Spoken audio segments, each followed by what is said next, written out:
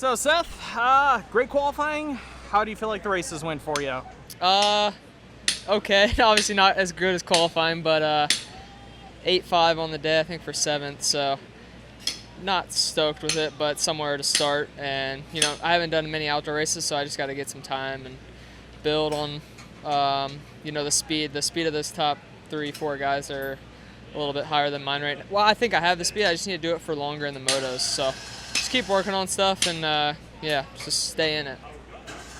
How do you feel like this opening round is to judge how the year is going to go? I feel like it's a pretty odd track. I think a lot of guys say this doesn't really match up to anything. So again, I feel like if you have an okay first round, it's not too hard to build into maybe a better position, because I feel like what everybody does here isn't too vindictive of what they're actually going to do the whole season. I would agree with that. It's definitely a unique track.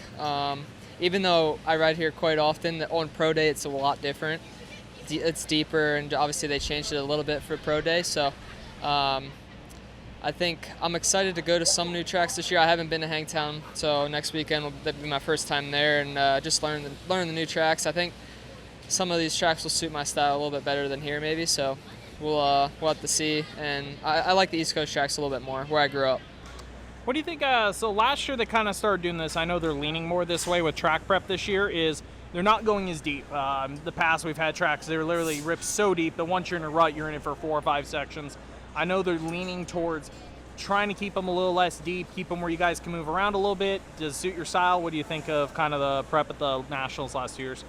I kind of like it not as deep. I feel like it creates more lines, more passing options. You're not so slotted in, and if you need to pass or make a move, you can kind of move around on the track, create new lines. So I feel like it's been good. I hope they kind of keep doing it that way. It was nice. The first practice wasn't super deep. It was a little bit muddy, obviously, but nothing like it has been in the past year. So I think it's good. How about your guys' bike this year? I believe IT put in a lot of work this off season. I believe you guys did, even coming into Supercross, quite a few updates to the engine package. Is it noticeably quite a bit better for outdoors this season compared to last year? It is, yeah. Our engine package is better. Ivan's been testing a lot with the bike. We put in a lot of time testing with the team, so I'm really happy with where we're at for the first round, and I think it's going to get even better. But for where we're at right now, I'm happy. I think the team's pretty happy with where the bike's at, and yeah, like I said, the engine package feels really good out there. So keep working on the suspension and getting that thing dialed in.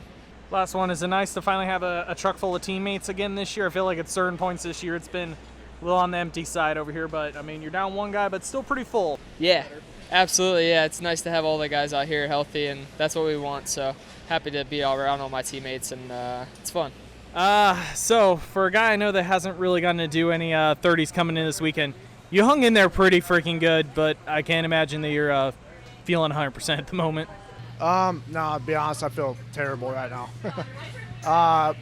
For 130, I'm pretty solid too. It's kind of hard, with the shoulder right now, babying it. I'm only riding at probably 70%. So, I mean, first moto didn't help either. It came from 33rd, I think, to 9th, and then just kind of like spent my whole moto sprinting, and then second moto got a decent start.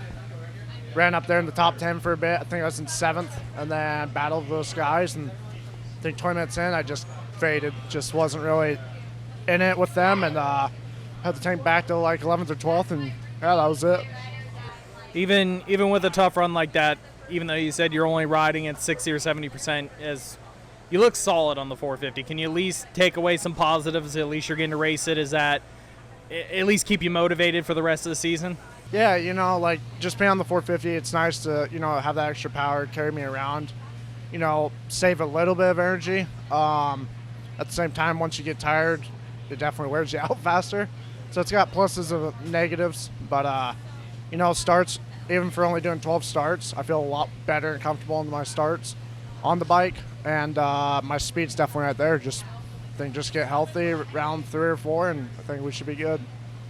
Right now, speaking of round, do you think by like that 3-4 mark, you think it'll be pretty good, or do you think it'll be more after the break, after High Point, that you'll probably be up and running a little more? I'm not sure yet, honestly. I'm going to take this week off, go work with Dr. Navarro, get it all fixed up, and get ready for Hangtown. I'm hoping by High Point, if not after the break, be back to 100%. So after a little bit of a layoff there, sadly getting to miss Supercross season, Did it all work out for you? Did you feel pretty good coming into this opening round? Yeah, pretty good. Had some limited time on the bike, of course, coming in. Was kind of nursing my thumb a little bit, so just trying to ride as much as possible without setting it back. But just coming into the race, just finally feeling 100% in, body-wise, and yeah, I felt pretty strong today. I rode hard, and I finished strong the first moto, and really pushed hard the second moto. But yeah, starts kind of hurt my overall today, but hey, it happens, and came out with more points than I did last year because of a bike failure. So 250 class going into outdoors this year is pretty stacked, good full field. So even running anywhere from like a 7th, 8th, 9th, 10th, like it's pretty gnarly right now. So it's got to be a good takeaway when you actually look at the list of names that you were able to overcome today. Yeah, absolutely. I mean, from that 4th back is a whole group of guys all the way to 11th, where we're all within a second really, and it's just mainly about getting a start on the guy and maybe being in a little bit better shape. But yeah, definitely a stacked field always at the beginning of the year. We got a hometown race next weekend, so I'm looking forward to it and definitely work on my weak points. And yeah, I feel pretty confident coming into next weekend. Where are you spending outdoors for your training this year? Are you based in California, or Florida, or what's your plan?